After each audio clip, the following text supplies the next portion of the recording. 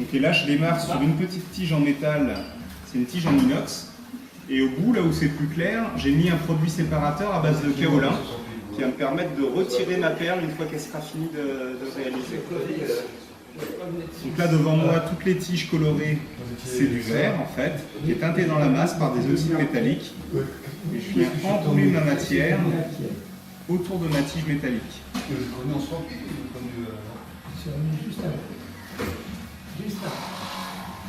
Donc là, on est toujours en rotation pour maintenir la forme ronde de la perle. Si j'arrête de tourner, ça va dégouliner, je ne vais plus avoir une forme bien ronde.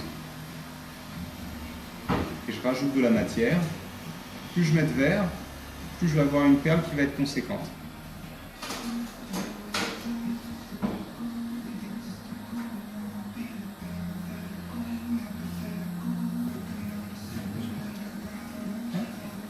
Voilà. Là, j'ai suffisamment de matière, je réchauffe l'ensemble pour avoir une forme bien homogène. On sort de la flamme. Bonjour, comment va? Merci. Et on continue de tourner jusqu'à ce que ce soit solidifié. Là, j'ai la base de ma perle en fait. C'est la teinte de fond. Par-dessus, je vais faire un motif.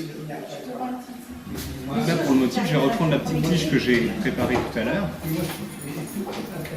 Je vais chauffer l'extrémité ici et je vais venir poser mes plusieurs couleurs.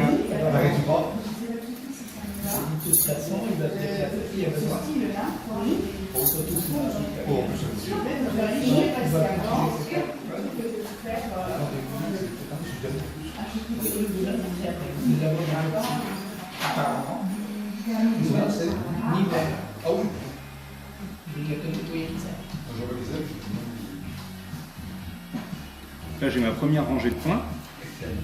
Je vais venir retravailler une autre rangée de chaque côté, en quinconce.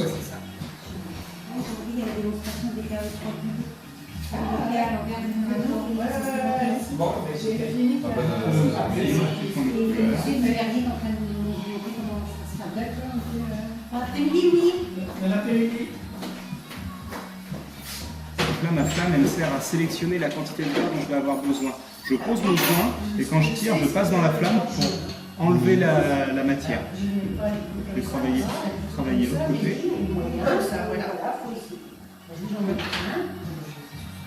Et comment ça marche au niveau du détail alors?